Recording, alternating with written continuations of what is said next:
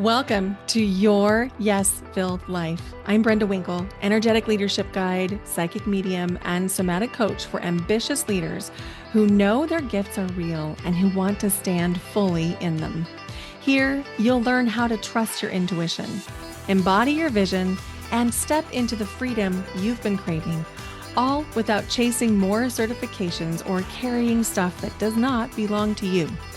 Every week, I'll share powerful practices and conversations with thought leaders and changemakers that help you transform your vision into embodied confidence, claim your gifts without apology, and lead with both clarity and freedom. Because your gifts aren't cute, they are powerful, they're real, and they're needed. Start today by downloading my free energy audit at brendawinkle.com/audit. It's the exact tool I use to track what's fueling me and what's draining me. It will help you discern between that hit of achievement and true joy so that you can lead with more clarity and impact. This is your space to stop proving, start embodying, and live fully in your gifts. Welcome to Your Yes-Filled Life. Hello, and welcome to Your Yes-Filled Life. I'm your host, Brenda Winkle. Thank you for listening. Thank you for being here today. You are part of the reason that this podcast is ranked in the top 5% globally of all podcasts. So I appreciate you being here more than you know. And I have a request. If you could please stop right now, go leave the podcast your rating and review. If you are a returning listener, it would mean so much to the podcast and it would help us to get into the ears of more listeners. And if you're brand new here, welcome. I'm so glad you're here. At the end of the episode, if it was helpful for you or meant something to you, I'd really appreciate it if you could leave the podcast your rating and review. Today, we're going to be talking about the identity shift that no one talks about. And that's what happens when you stop living for other people's approval. This is big because for us as empaths, if we've had our signal always going out externally, like a spotlight pointing to other people, we've been reading rooms, we've been taking temperatures of different situations, we've been making sure that everybody around us is okay. And when you make the shift from that externalization of you being okay if everyone around you is okay to knowing how to self-regulate, knowing how to make sure you're okay first, it's a massive identity shift. There was a time when safety to me felt like making sure everyone around me was also regulated, calm, happy, content. And that translated over time into factoring everybody else's opinions and perspectives into every decision. Now, it's interesting because I didn't lack confidence. I didn't lack clarity.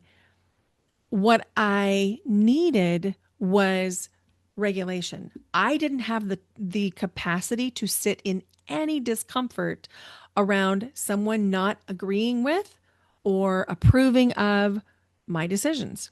I literally didn't have the nervous system capacity because in my body, if they didn't approve of what I had decided, it felt like lack of safety. Because in early life, and this is true for so many empaths, in early life, if someone had a sense of disapproval or not liking something, oftentimes it meant that I couldn't fully relax. I needed them to be okay so I could be more okay. And this is kind of the dark side of being an empath because there is something self-serving about making sure everybody's okay. Yes, we're making sure that everybody's okay and there's such a generosity of spirit, but it's not completely for other people. It's a lot for us so that we can finally feel better, so that we can finally relax. And at the time, I knew that I was expending tremendous energy on the process of making sure that everybody approved of my decision before I made it. So much so that it felt a little like I was making decisions by committee. It took a long time for me to decide, not because I was actually indecisive or because I needed time to decide, but because I needed time to talk to everybody who might have some type of opinion about my decision. It was kind of exhausting, if I'm honest. And it was frustrating too, because sometimes I would engage or enter into a conversation with the idea that I would convince them that what I wanted to do or the decision I had made is the right thing. Well, what that did is create conflict if they didn't agree. So let's say I went in to say, I'm going to move to a specific city or take a specific job. And the people I was talking to were like, well, no, don't do that. Now I've got another problem on my hands because I have made somebody else think that they actually have a say over a decision they do not have a say about. And then we've got a whole nother thing that needs to happen. So in my body, what used to happen is, let's say, I'm going to tell you about a time when I was moving to Kansas City. I had quit my job in South Dakota.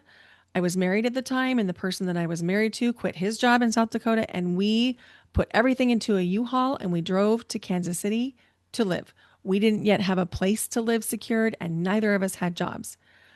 We knew that that was the move we were going to make. And when I was talking to people about this, I posed it as though it was a question. What do you think about us doing this?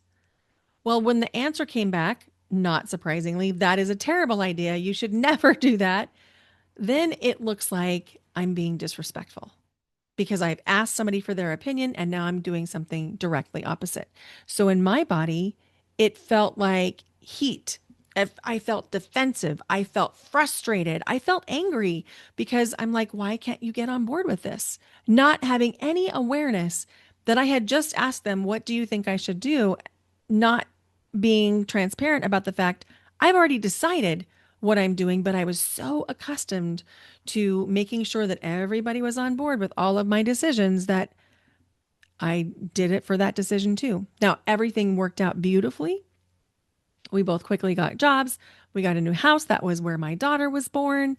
And so everything worked out. We really got to spend some beautiful time with my aunt and uncle there. And it was some of the most memorable times in my life as far as my aunt and uncle go. In fact, if you've ever watched on the YouTube videos, the picture behind me is my aunt and uncle that we got really close to while living in Kansas City after we put everything into a U-Haul and moved with no jobs. So, what I didn't realize was happening is I was making everybody else's opinions, experiences, and advice more important than my own. And I was giving away my own power. Even if I wasn't intentionally giving away my power, that's exactly what I was because that's exactly what I was doing because I was asking them, what do you think I should do? As though their opinion, their perspective was going to be responsible for my life choices. So, number one, that wasn't very kind of me to do, but I didn't realize that at the time. And number two, it puts a weird crimp into situations if the people that you're talking to don't want you to do what you really want to do. And that's kind of the moment that we're going to be talking about today. It's when that identity shift happens where you are no longer willing to make your important life decisions about anything by committee. Now, of course, if you're involved in a relationship with a romantic partner, a spouse, or you're making decisions that are impacting the lives of your children, of course, you're going to discuss those decisions with the people that are impacted by them. I'm not suggesting that you not factor people whose lives will be affected by your decisions into those decisions. That's not what I'm saying.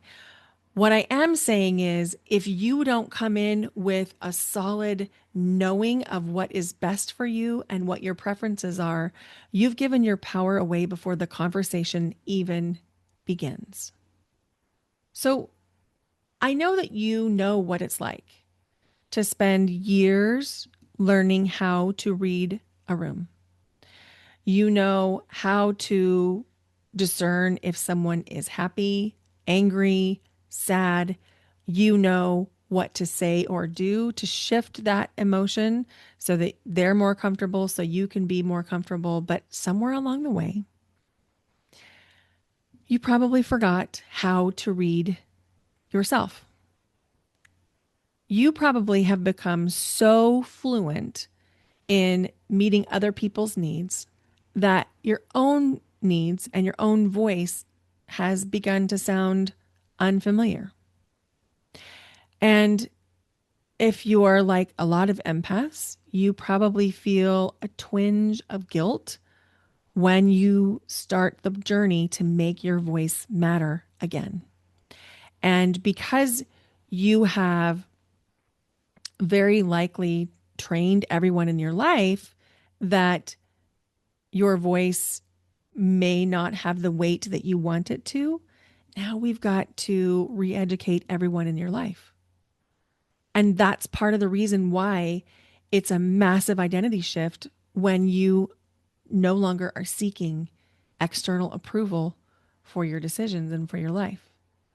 So many empaths became adaptable and helpful, accommodating, and perhaps even low maintenance in a certain way because there were rewards for that behavior.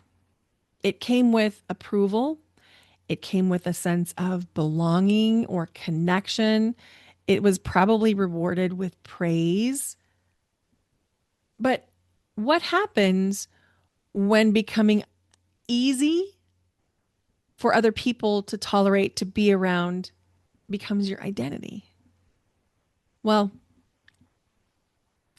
that means that when you begin to grow and you begin to step into your own power and use your own voice, it can feel like your own growth is threatening belonging. And I just want to name that and normalize it because that is how it feels. That's how it felt for me when I stopped making decisions based on the external validation and approval of others. And that's what I take my clients through, both in terms of power, self trust for empaths, which is my group program. Enrollment is open now for power for the summer cohort. And I also see this in a lot of the work I do with my private clients because many of my clients are parents, they're professionals, they might lead teams or run teams, and there are dynamics at play with a lot of other people. And the fear is not that you're going to make the wrong decision. That's really not the fear. We tell ourselves that's what the fear is, but that's not it. The fear is that someone isn't going to like the right decision for you. So I recently spoke with a client of mine, and she knows exactly what she wants. It is very clear to her what she wants her next phase of life to be like. She's not confused. She has been waiting for a while for certain things to fall into place, waiting for certain life events to happen, waiting for certain milestones to be met, waiting for people to be okay. And she's kind of waiting for permission. But the truth is, and this is going to feel really challenging, that permission is not going to come from external sources. Because if there are people who have been benefiting by you not giving yourself permission to live the life that you want, it's going to be difficult for them to get on board and give you the permission. And if you have any wobble about making the decision, the people that love you, even if they really support you, they will track the wobble and they'll talk you out of doing what you want to do. And look, even people who support us and love us will sometimes talk us out of doing the things that we know we need to do.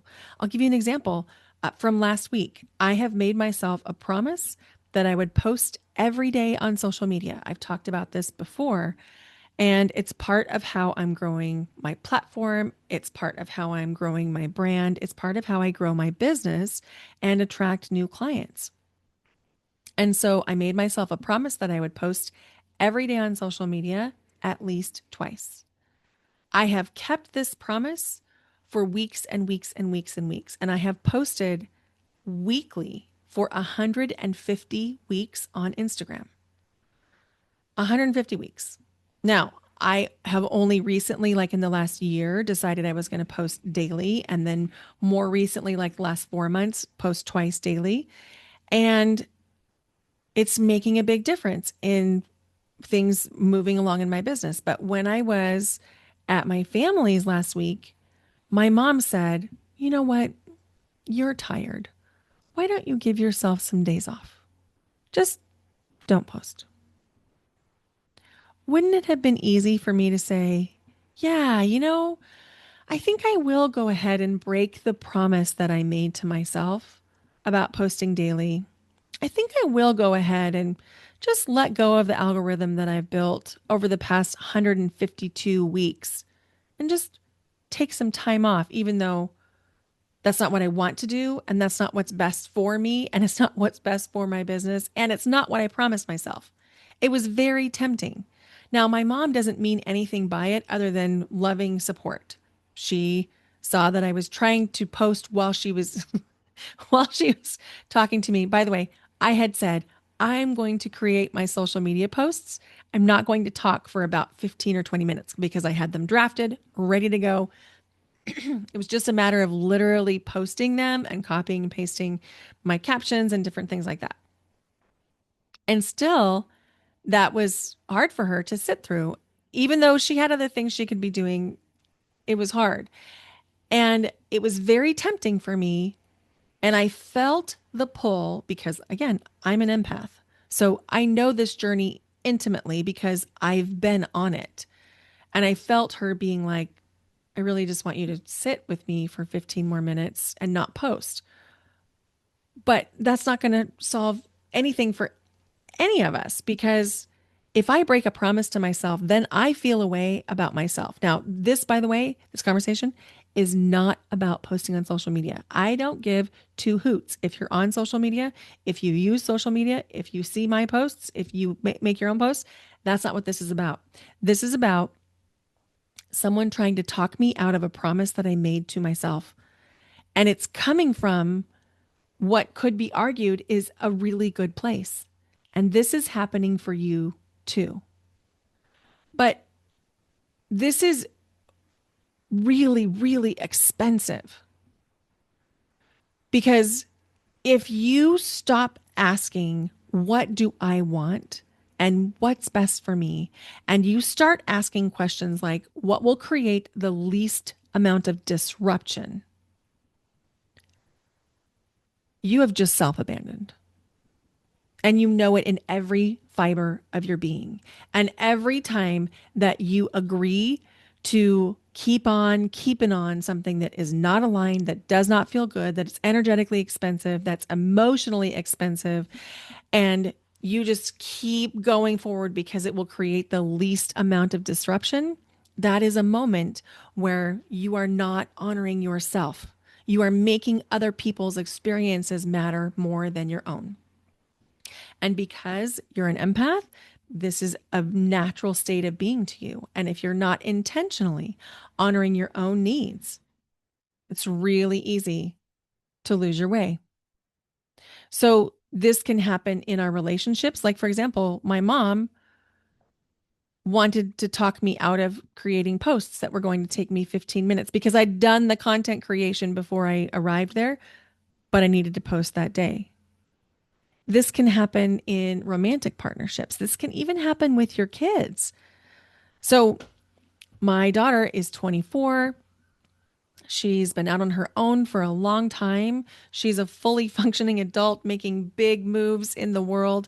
And there are still times when I have to really self monitor to make sure that I'm not making her experience matter more than my own. Because as parents, when we have minor children and we have babes in arms and little toddlers, it's not optional to make their experiences matter more than your own. It has to be that way because that's how we can make sure that they're fed and they're cared for and their needs are met. And so sometimes we learn to give up sleep. We learn to eat the cold dinner. We learn to drink the lukewarm coffee because that's what's required of us when we have very small children. But the problem gets to be a bigger problem when we don't come back into prioritizing our own needs as the people who were caregiving, as their needs shift and change and evolve. This can also happen in terms of visibility. Now, when I say visibility, a lot of people assume I'm talking about social media. That's one aspect of visibility, but that's not the one I'm talking about here.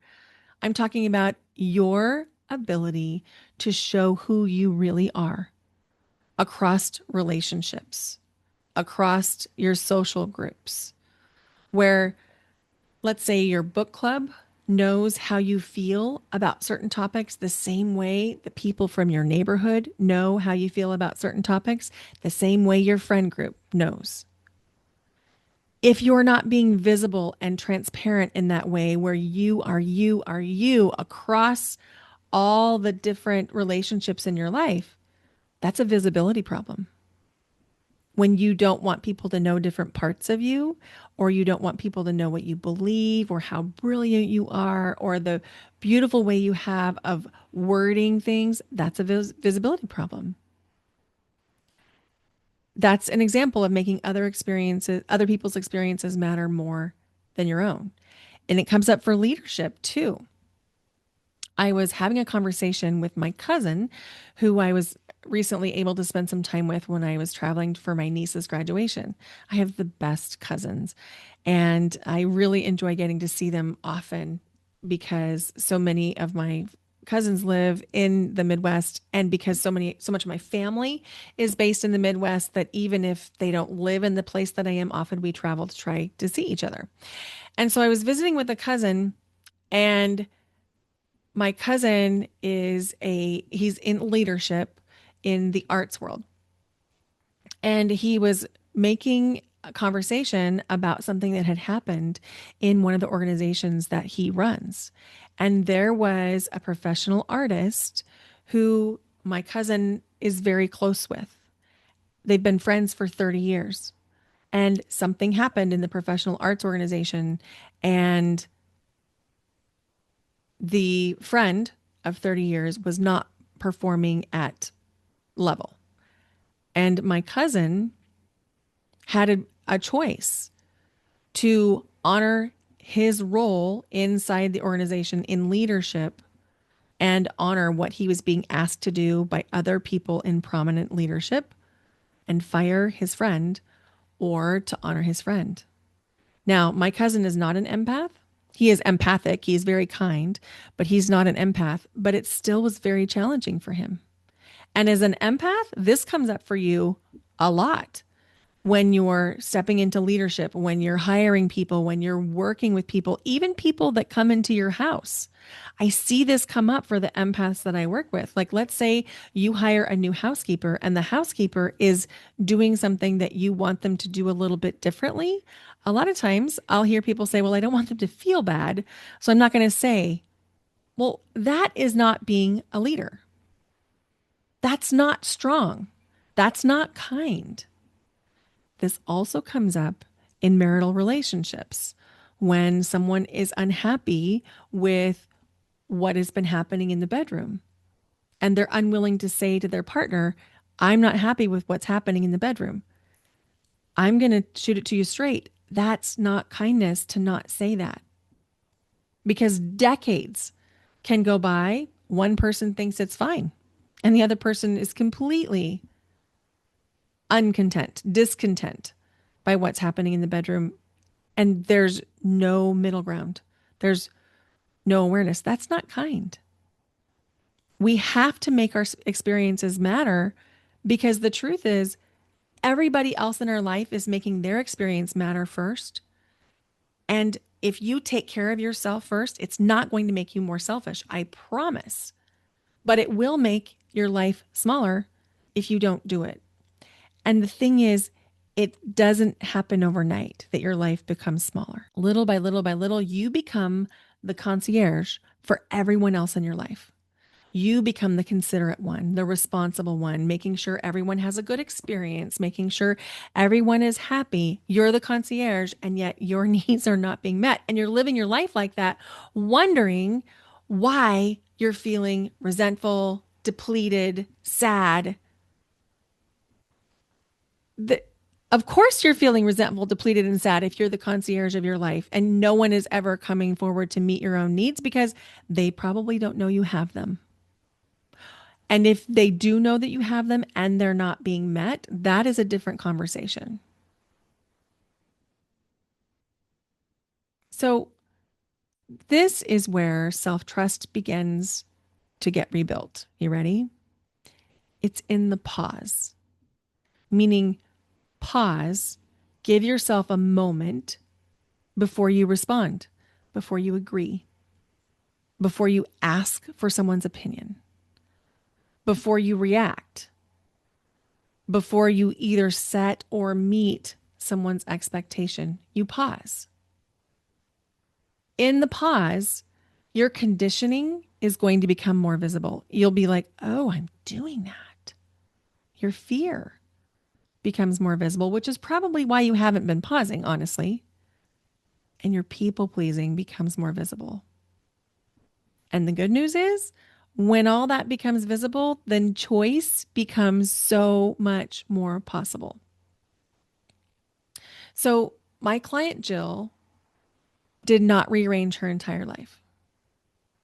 She did allow people to be disappointed in one of her choices. And not only did she survive, but the relationships are now stronger. The transformation wasn't in her ability to set a boundary.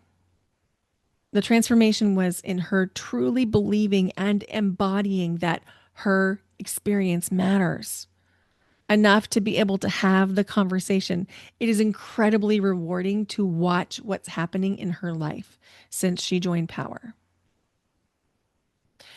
Many empaths think that self trust is about confidence. And yeah, there's probably an element where that's true, but self trust doesn't often look like confidence. It looks like not picking up what doesn't belong to you.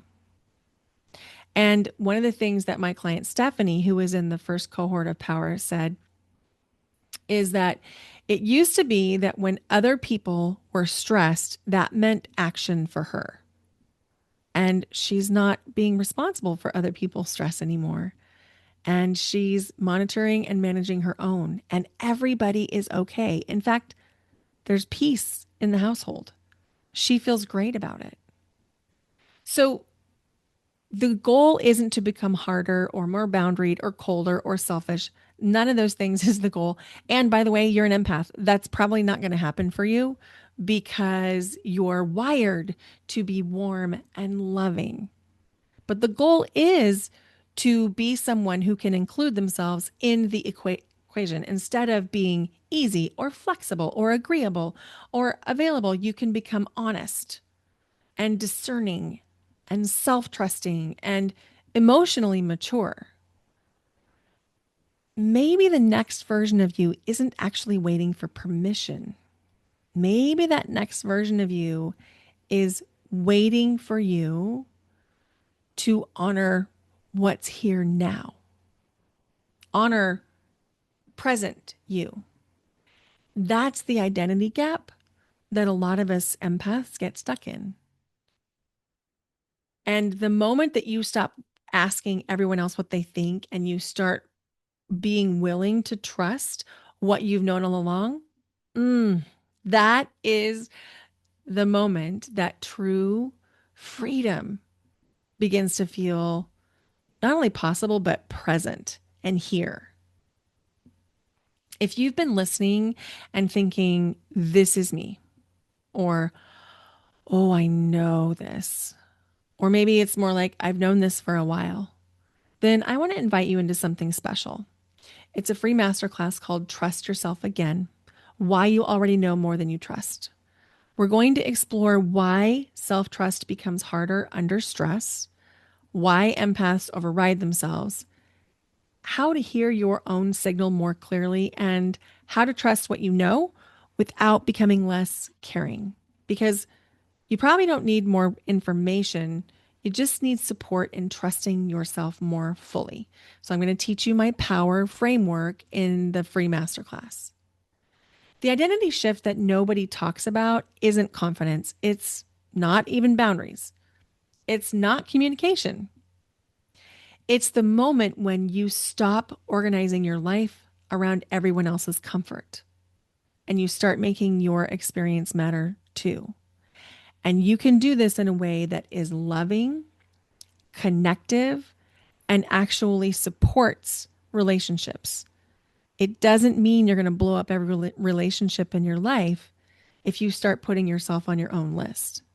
Will there be some relationships that change? Yes, 100%. Will it take you practice? Yes, also 100%.